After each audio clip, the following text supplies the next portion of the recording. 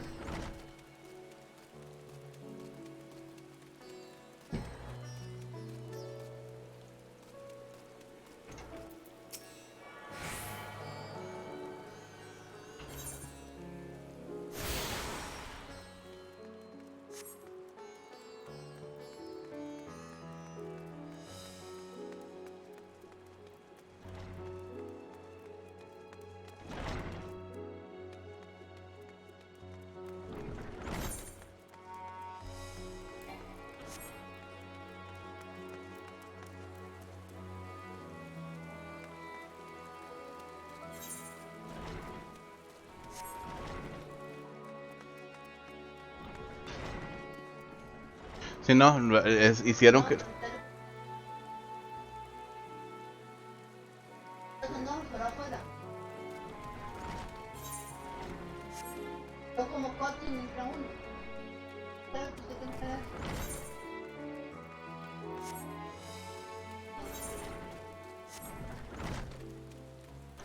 No, yo creo que eso es igual que...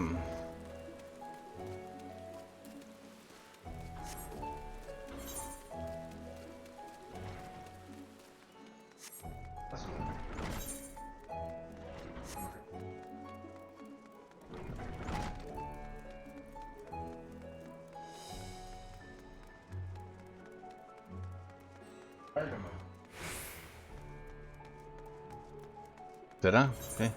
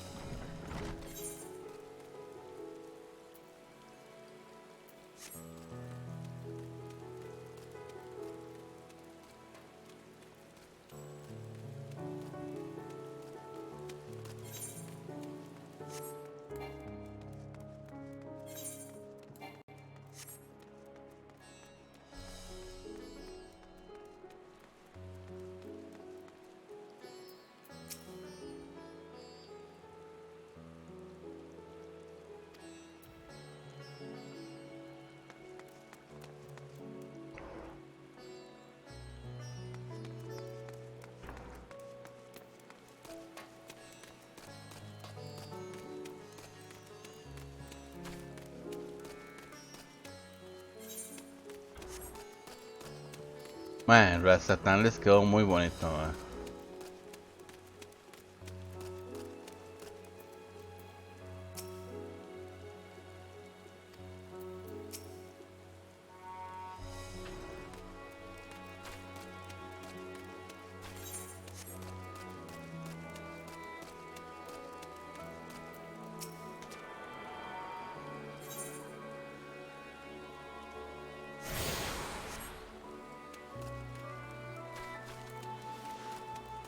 Porque ya no estoy.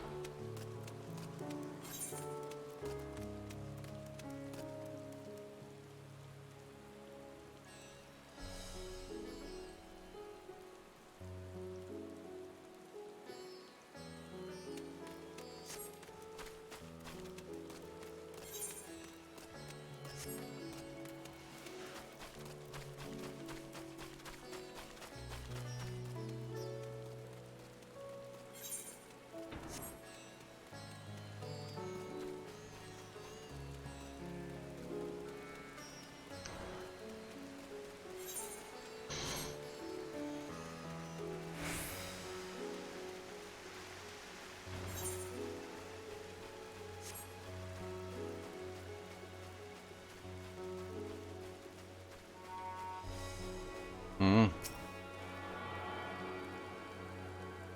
Mira, sí.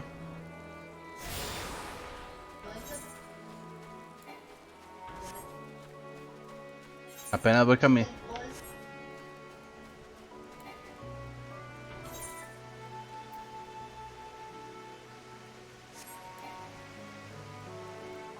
Estoy en modo exploratorio. Ya voy para normal, cuesta, ¿eh?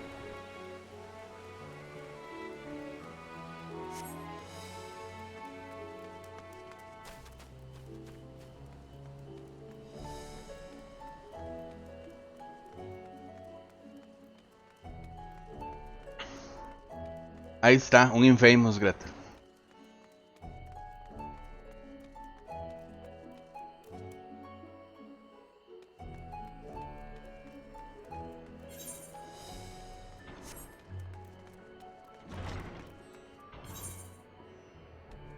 Ok, pero voy a coger primero este.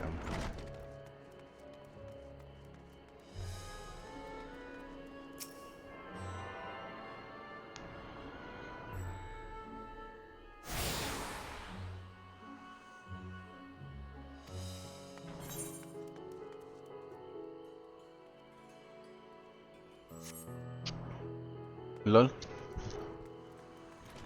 Aquí está el Airship Landing. ¿Eh? No hay, pero.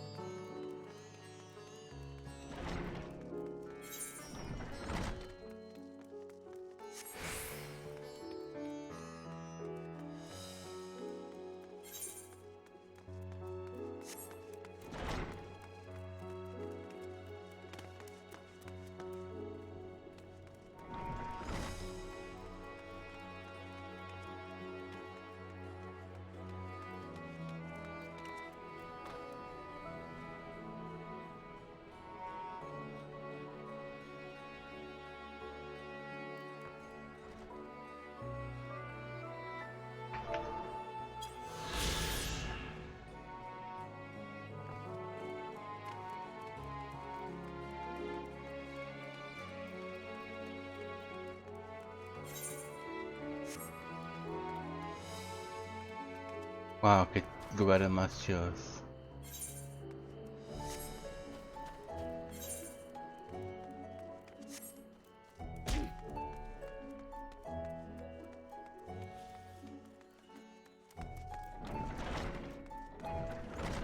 Yo quiero hacer al menos este fin de semana el... Aquí está Kamala Harris, ¿verdad? Se llama Kamal.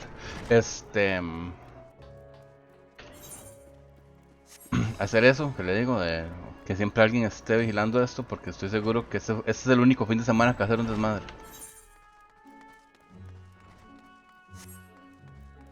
Stine no camina arriba. Eso.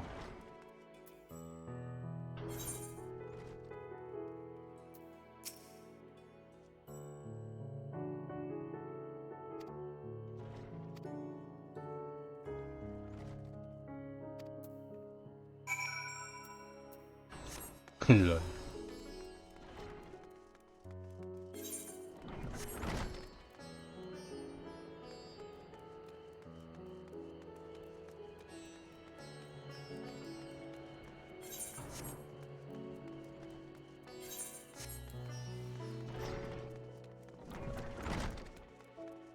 Mud. Oh my god. Los más andan telas, verlos.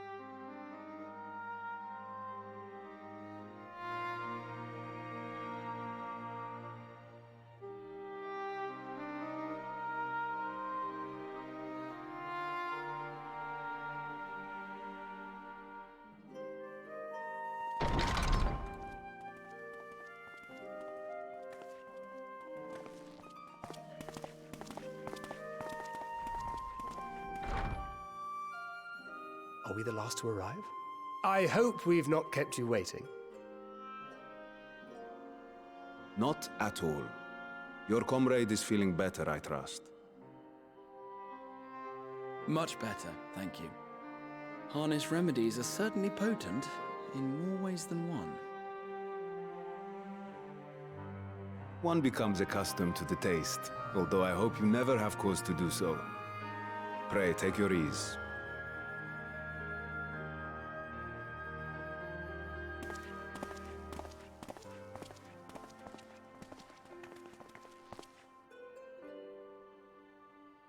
Full glad I am to see you all unharmed.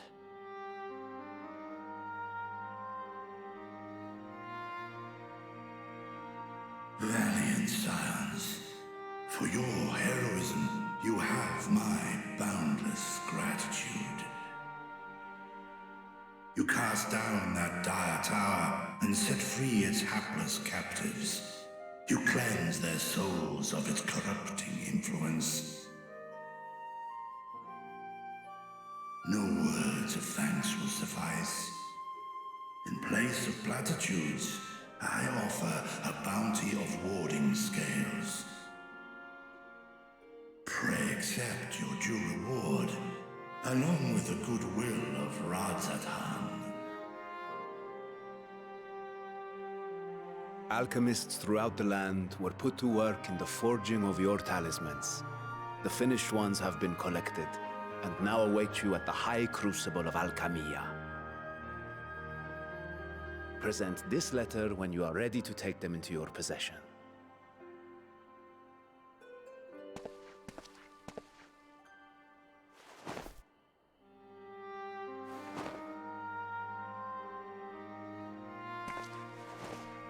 We are humbled by your generosity.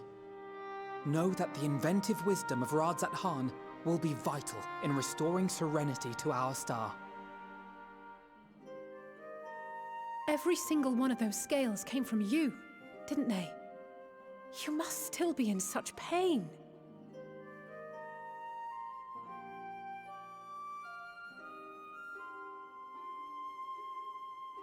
"'Tis of no moment. A mere annoyance compared to the dreadful suffering inflicted upon this land and its people.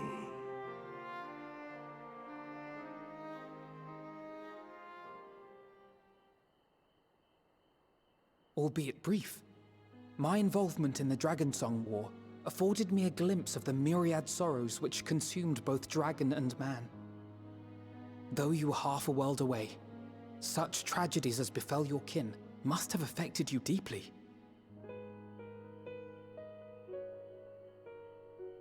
And yet, you chose to live among men.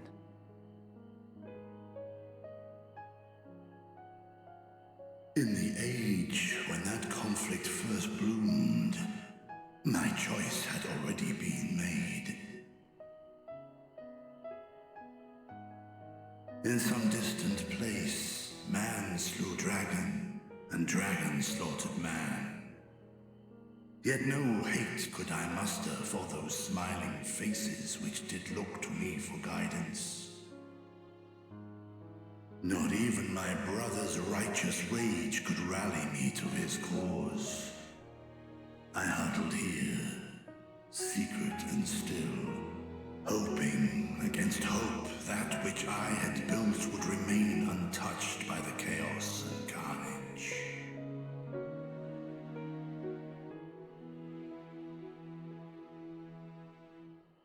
Twould seem we share the same desire for peace, great Vritra.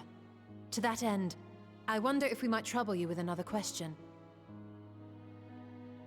The Telophoroi are intent on recreating the final days, an apocalyptic event which we know to predate the sundering of the star. As the longest lived among us, know you aught of this terrible cataclysm?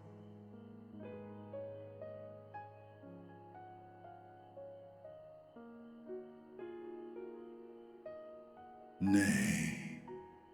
When war and strife drove my sire from his home, he crossed the great expanse with only our unhatched eggs as company. He alighted upon a shattered source, its 13 reflections long since scattered beyond the rift. Of events preceding his arrival, he knoweth naught, save that which Hydralin hath deigned to disclose. I see. So again, 'tis the inscrutable Hydaelyn to whom you must look for answers.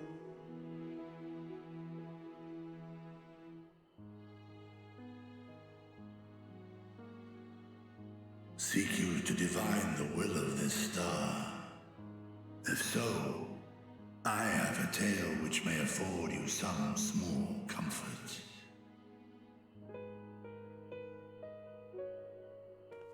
'Tis a story from my youth, many, many years ago. To my sire, I once posed the question, of all the stars in the sky, why didst thou settle upon this one? To which Midgardsormr did reply, 'twas the last bastion of hope. He believed so long as Hydaelyn endured, so too might dragonkind. Solemn and portentous were his words. What deeper meaning they held, I could not, dared not pursue. 'Tis a stone I've left unturned ever since. Yet take you solace in the knowledge that whatsoever Hydralyn does strive towards, 'tis an ideal which hath earned my sire's conviction.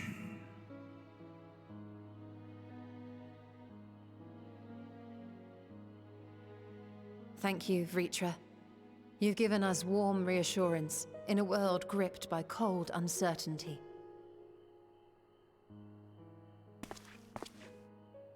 While I'm sure we all have a great many questions, I think it's time we collect the talismans and be on our way. Our fight against the Telophoroi is far from finished.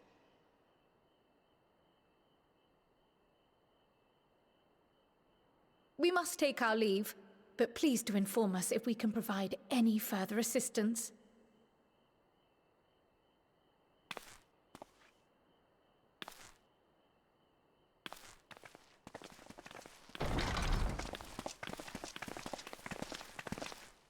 Prithee, a moment.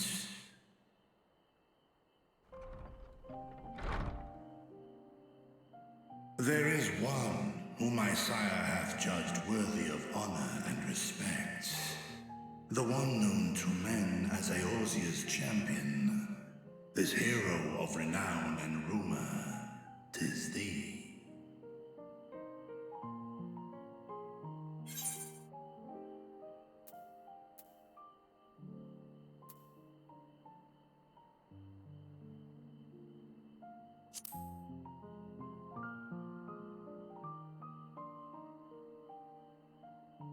I knew it to be so.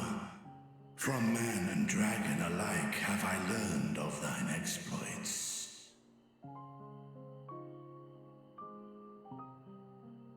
'Twas a revelation most pleasing that thou, a child of man, had gained Midgardsormr's trust.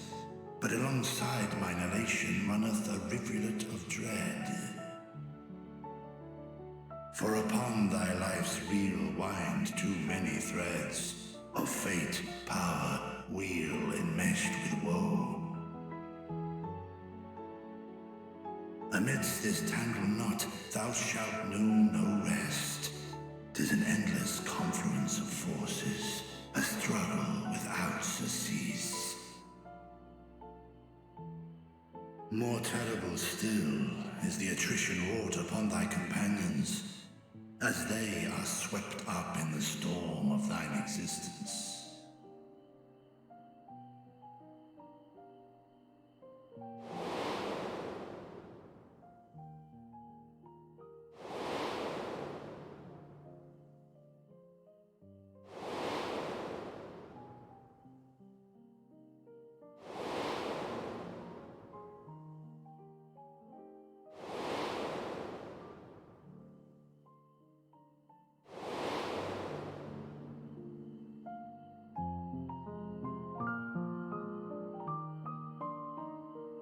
Take heart and protect them well.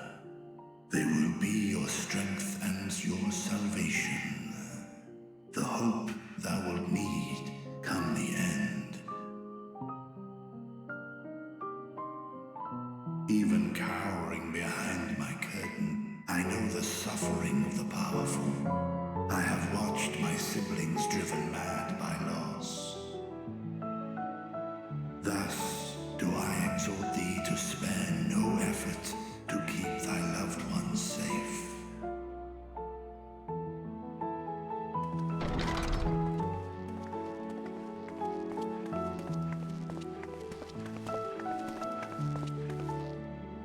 Apologies. We hadn't meant to interrupt. It's just that we do have a history of suddenly collapsing, and when you didn't follow us out... 'Tis I who must apologize. I have detained your champion overlong with idle chatter. Go.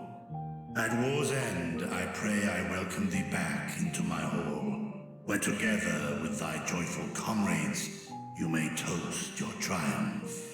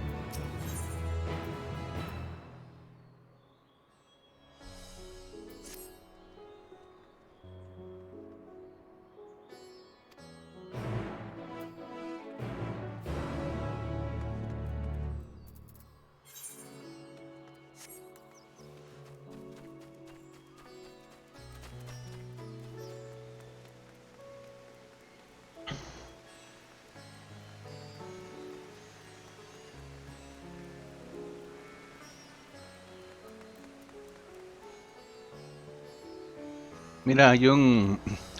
Vea. Hay una vista aquí cerca, por el río.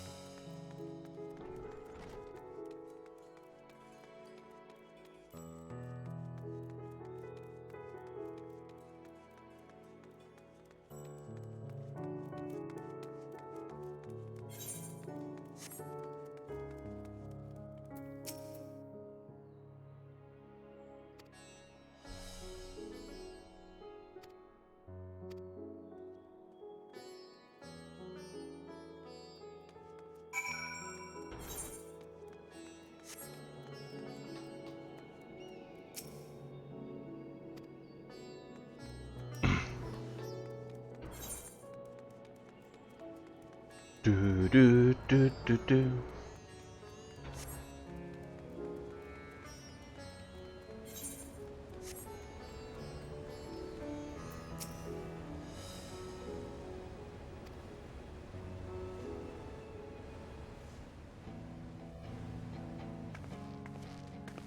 These are the talismans we were promised. Yes, and I made a quick count. There are far more than we could have hoped for. Enough to outfit an entire company of soldiers, in fact. Considering the involved process, that they were able to manufacture so many in such a short span of time is nothing short of a miracle. Once we have distributed them to our allies in Eorzea and the Far East, we'll have a fighting chance to bring down the other spires, just as we did with the Tower of Zot. Or we could use them to invade Garlemald proper, and strike directly at the Telophoroid's base of operations.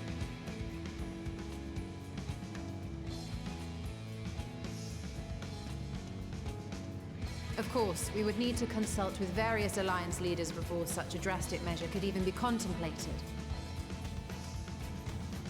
To which end, I could set out forthwith and present the idea to each of our allies in person. Pray allow me to undertake some few of those journeys. I find myself restless and in need of purposeful duties. I can head eastward. Bosnia and Dalmasca are just a short hop from here. And Doma's shinobi network should come in handy for passing on the word. We shall share the burden then. Meanwhile, I think it best that you and the others take the talismans back to the Baldessian Annex.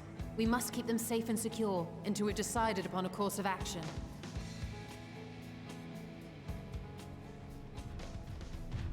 Please, I must speak with you.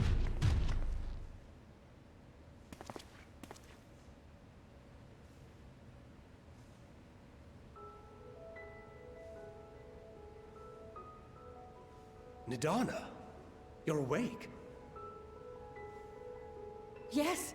When I spoke with the carer at my bedside, she told me that one of the scions, a young woman, had cleansed me of the tower's corruption. It seems I'd been asleep ever since the treatment. But when I awoke and learned you were all still here, I knew I had to come.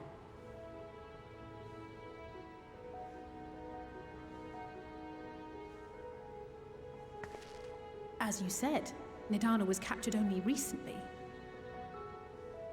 Such a brief exposure is swiftly cured, so I tended to her before we gathered at Megaduta. And I am truly grateful that you did. I cannot thank you enough. All of you, for everything you've done. Destroying the tower, rescuing our people. You've saved Havnir from an awful fate.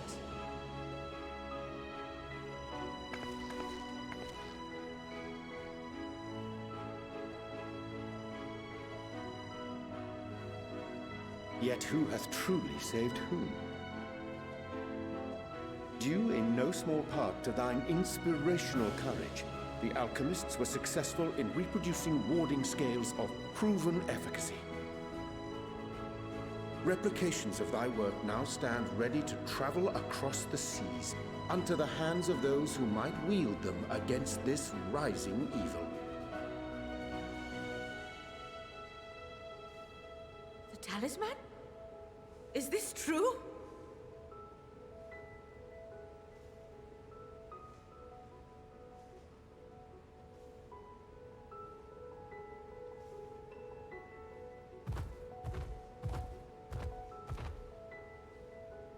Oh, I was so groggy from sleep. I didn't even think to ask. Oh, our great work sent across the seas. It was worth it. Oh, it was all worth it.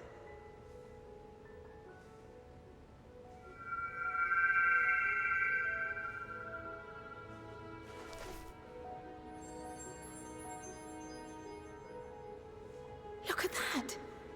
Its color is completely changed.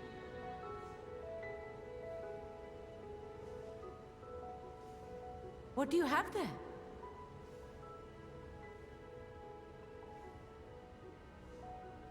How unusual. I wonder if the effect is a reaction to Akasha. I'm afraid I'm not familiar with that term. Akasha? It is one of the unseen energies defined by Harnish alchemical theory. Though a gross oversimplification, some describe it as an essence influenced by feelings.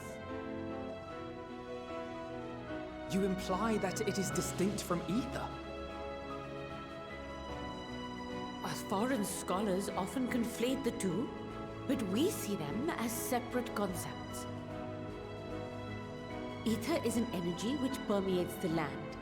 It exists within animals, objects, even the air we breathe, affecting all through which it flows.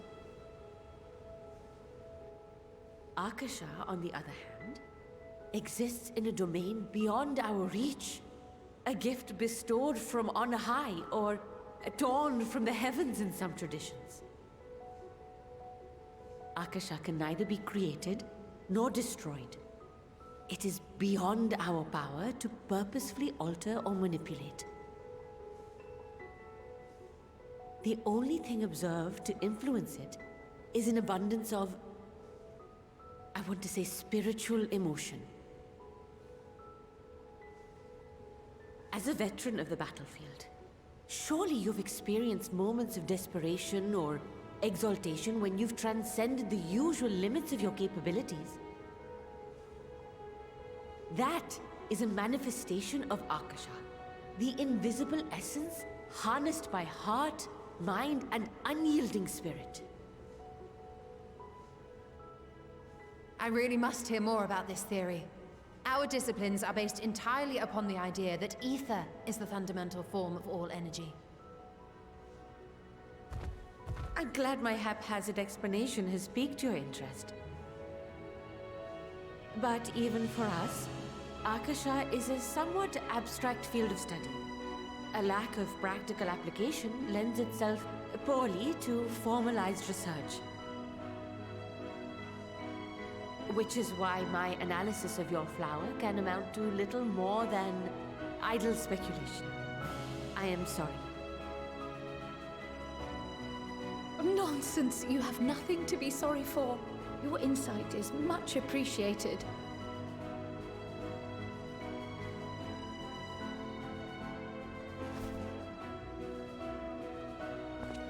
Shall we depart for Sharlayan then? I will see to it that the talismans arrive at the Annex. And we will be in touch once our talks are concluded. I suggest you rest while you can. From here onward, sleep is bound to be in short supply.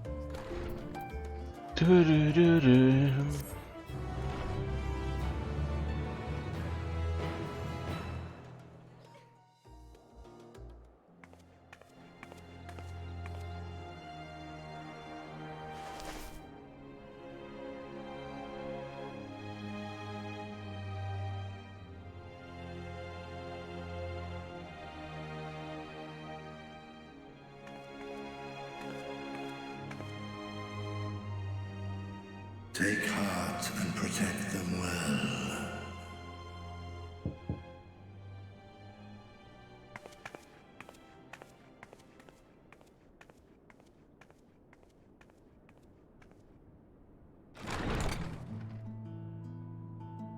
Good, you're here. You haven't eaten yet, have you? We've bought quite a spread if you're interested. Only the finest dining from the last stand.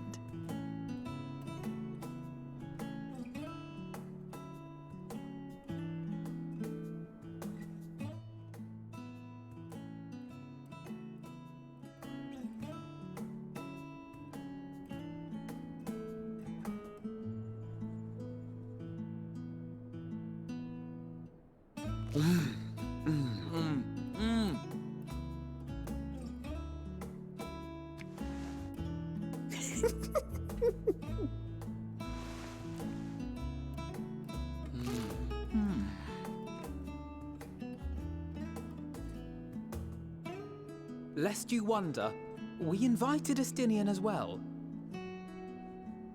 But he refused with a rather grim-faced, "No, thank you." I suspect Charlian cuisine is not to his liking. Oh, I don't know about that. Perhaps our lone wolf just needed some time apart. What? To perfect his brooding stare?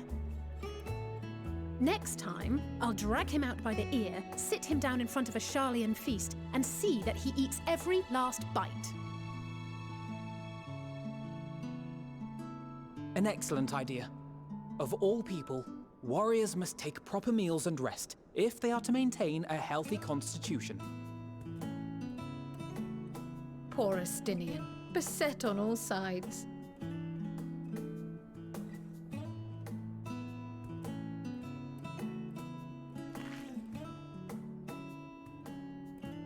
Speaking of one's physical condition, Mistress Cryle, I hear you recently played literal host to Heidelin herself. And what an experience that was. Tiring, yes, but no lasting harm done. If anything, I should have liked to speak with her longer. I've not felt a hint of her presence since. Heidelin instructed you to carry that flower, yes?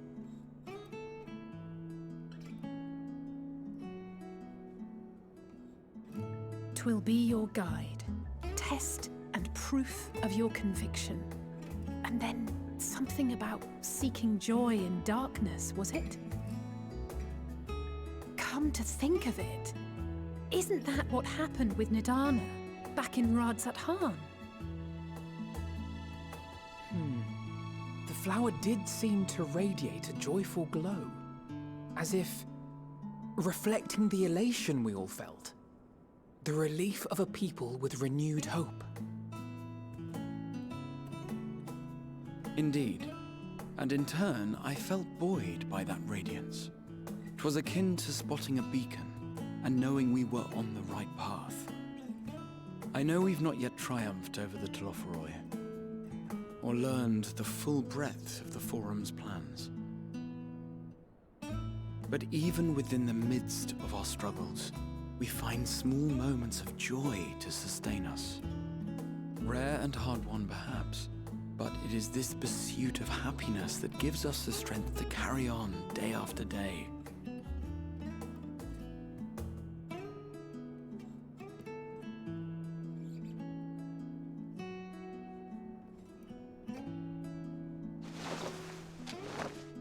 Hey, that's mine.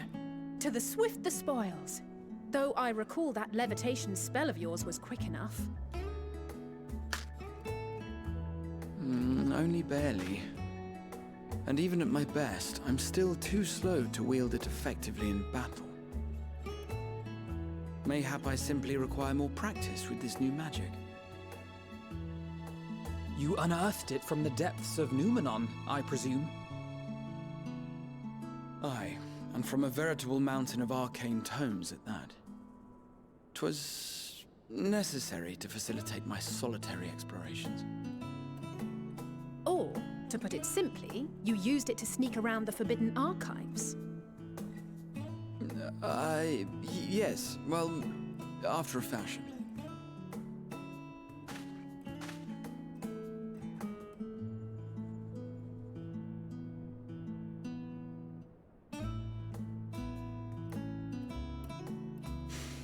They're tall, you see.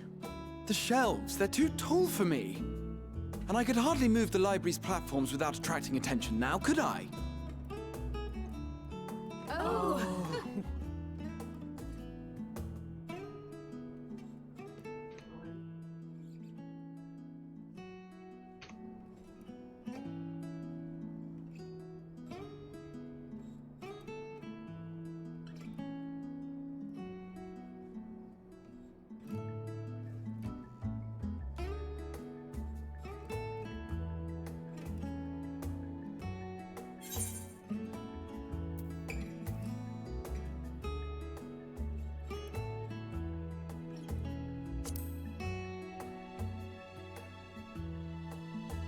One last cup of tea, then. Dickens said this brew helps relax the mind before bed. And gave us some leaves for free.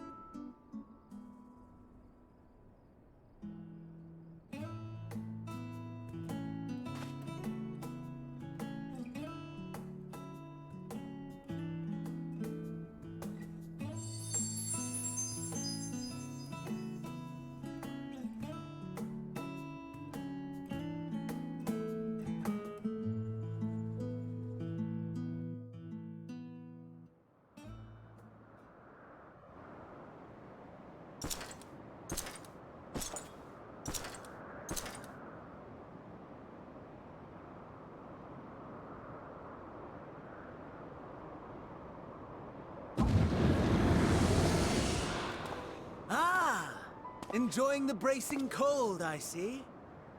Do you not own a warm coat or a cloak?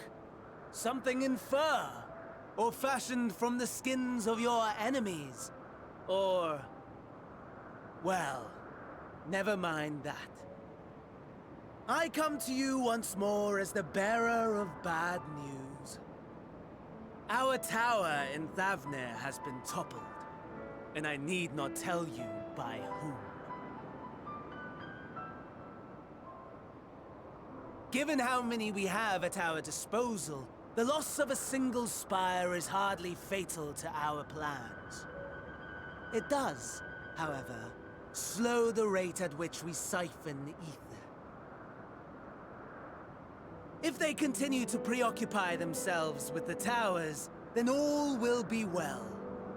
But should our foe prove bold enough to strike at us here, then the timing becomes questionable.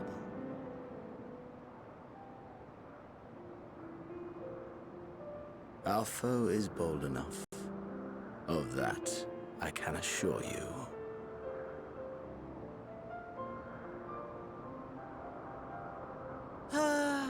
Yes, very well then. I suppose I must prepare a proper welcome. Honestly, talk of your nemesis is the only thing you seem to enjoy. Does nothing else spark your interest?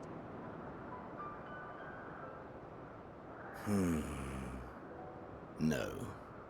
All else is... equal.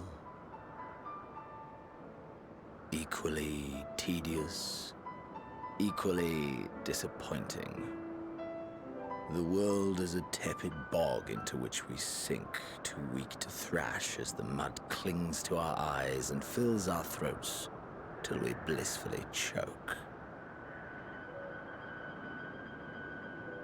But then came the light, blinding and pure and hot, So very hot. Enough to set my soul aflame. I basked in the afterglow until the void yawned once more. And then I knew the muck would never claim me again. There was naught for me ahead, so I drew the curtain on all that had come before.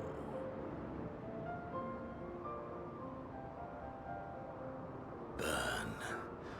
Burn. Let the whole star burn. I will have my contest.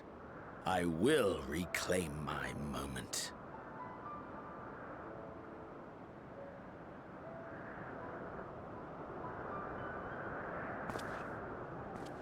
How wonderful that the emptiness of death has not dissuaded you from committing your life to its pursuit once more.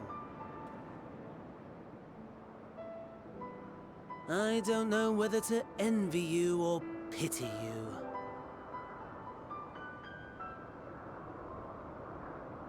You question my disinterest, but what of yours? Despite your noisome antics, I sense you take little pleasure in this endeavor. Mercy, my lord. Such pointed barbs from one who barely acknowledges my existence. Nevertheless, you are mistaken. For I do find this part somewhat enjoyable. You see, when I was mortal, I would always have the same dream. It was a fragmented thing, disjointed, all the faces incomplete. The setting, too, was unknown to me, so I thought it simply a fantasy of my sleeping mind. Until one day, I realized it was showing me the truth. Much as your dream of the final days enlightened you.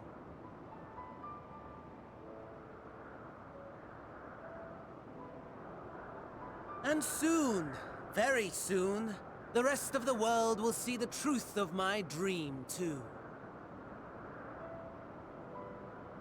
Yes, I think that is something we can both enjoy.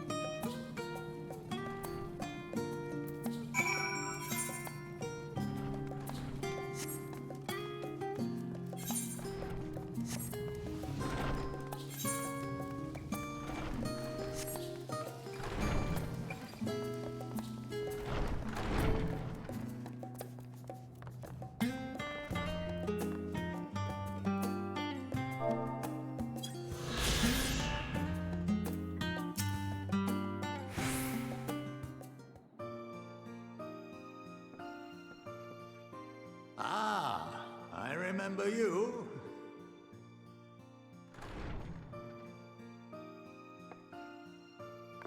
I pray we have not caught you at an inopportune moment. We wanted to offer our thanks for your kind words in the forum.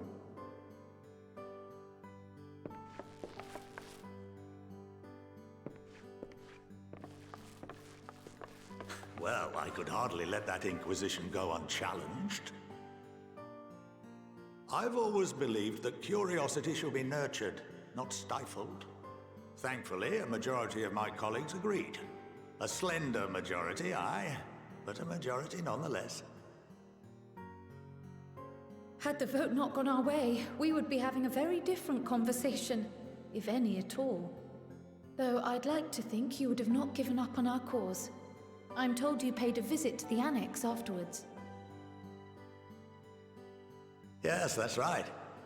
I was hoping to speak with the grandchildren of my dearly departed friends Galuf and Louisoix in a less dour setting.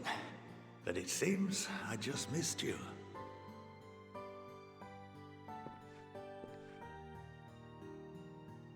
I still can't believe how much you've grown. If only your grandsires could have seen the way you presented yourselves to the Forum. Why, it fair brought a tear to my own eye.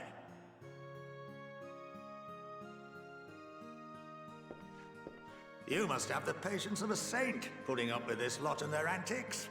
Never mind Matoya's prize student. Luckily, I know a thing or two about managing unruly younglings. If you ever need advice, don't hesitate to ask.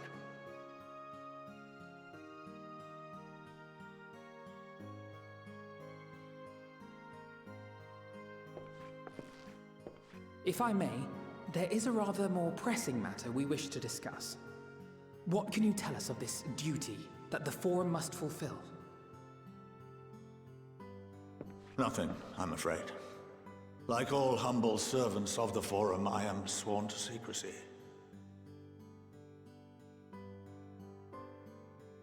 Or rather, I couldn't tell you if I tried. Our duty is of the gravest importance. Furthermore, if the particulars were made public, it would incite widespread panic. As such, those entrusted with this duty have been bound by an enchantment, which prevents us from speaking of such matters without the express permission of the Forum. How is that even possible? It's been some time since I last gave a lecture. Please, take a seat.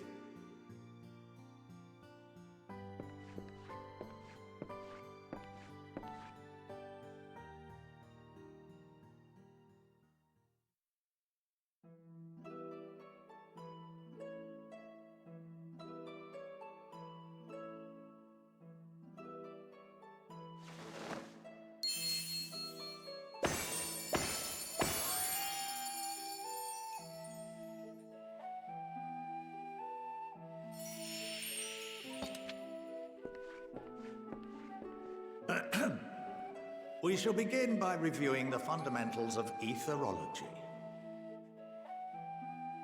The ether, which imbues us with life, can be categorized into three forms.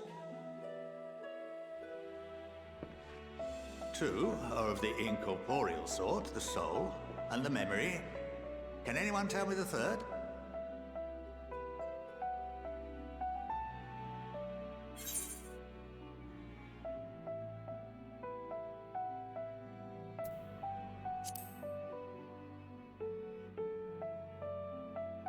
Not entirely inaccurate, but nor is it the answer I was looking for.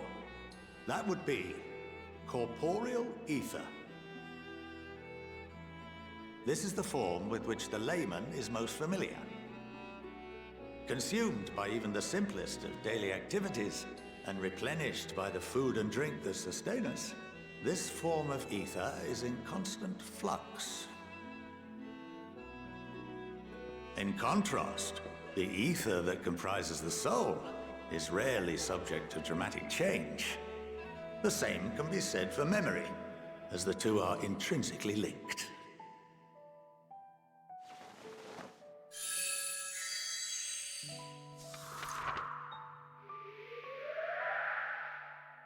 Picture the soul as paper, and memories as words written upon it. Now, what would happen if that paper was doused with ink? The same type of ether as comprises the memories.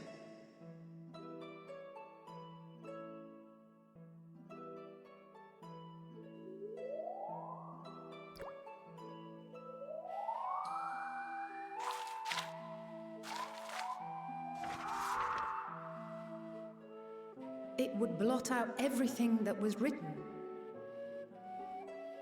Precisely. We would be unable to recall the memories, and any activities that depend upon them would be hindered as well. In fact, this exact phenomenon was observed on a vast scale not so long ago. And what might that have been?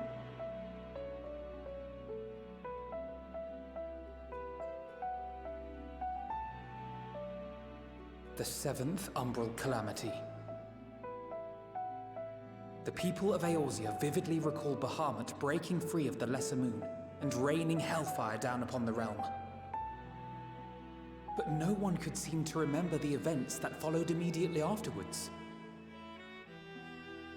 Indeed. To this day, we have yet to determine whether it was an unintended consequence or a deliberate act. The enchantment which binds me and the rest of the Forum is based on a similar principle. And yes, it is a contravention of the Sharlayan prohibition against the practice of memory manipulation. Only when a new member is inducted and told of our great duty are they subjected to the process. A necessary evil. You have my word that it would never be used to manipulate the populace? I should hope not. But can this enchantment be dispelled and your memories restored? If 9/10 of our members give their approval, then the process may be reversed. Then, and only then, would we be able to speak freely to others of our sacred duty. Barring that, we must wait until we return to the ethereal sea.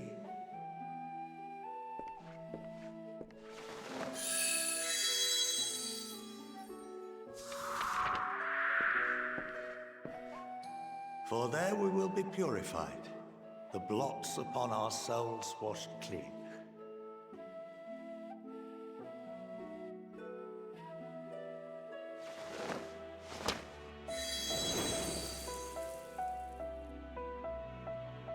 And our memories drift apart and dissolve. Rather defeating the purpose, I suppose.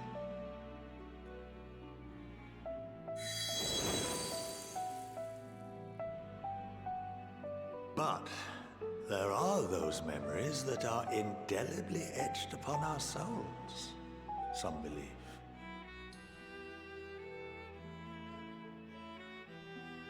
What happens after that?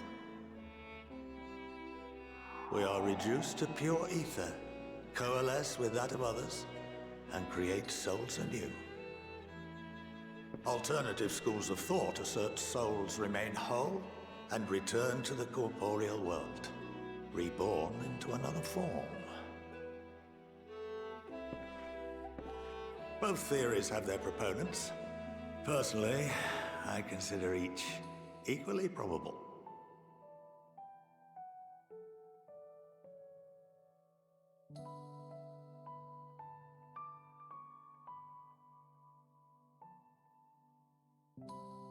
think that's enough education for today. Now that I've given you some food for thought. Or rather, an entire banquet.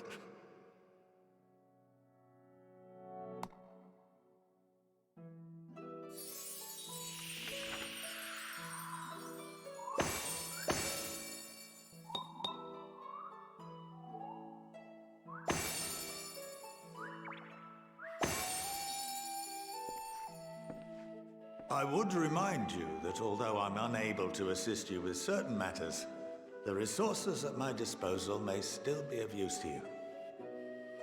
I'll arrange for you all to be given the run of Phenomenon. Of course, as associate to our alumni and the students of Baldessian, this privilege is extended to you as well, my friend.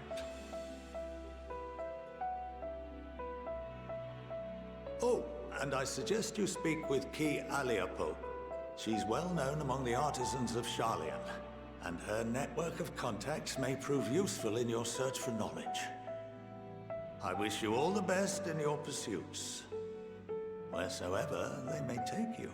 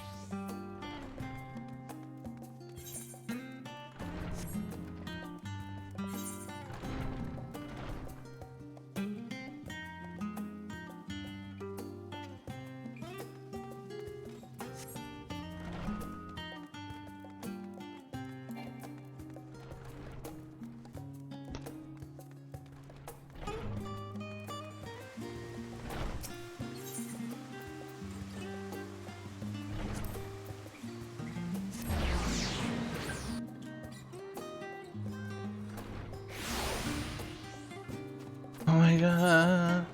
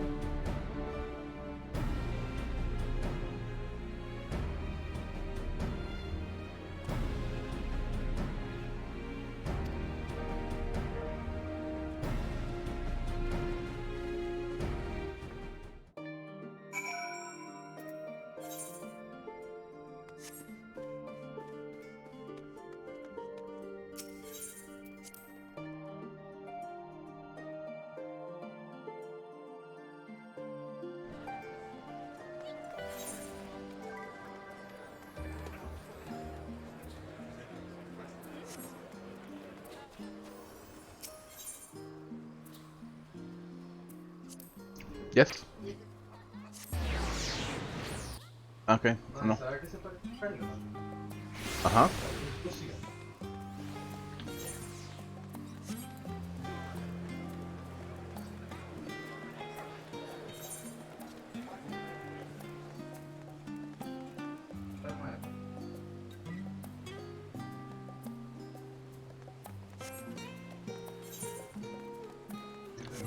Parece Vladivostok, man.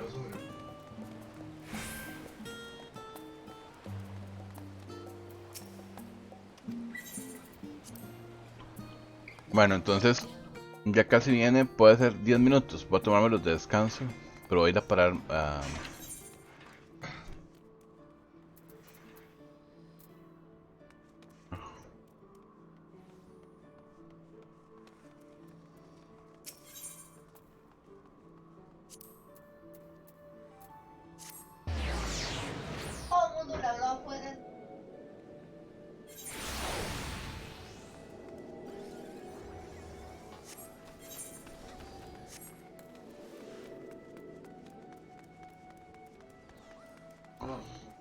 Matable acaba de llegar a las flores, ma.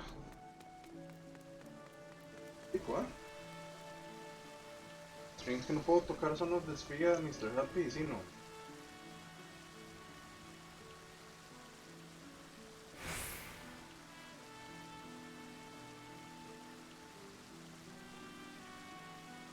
Bueno, está a 3 minutos de distancia.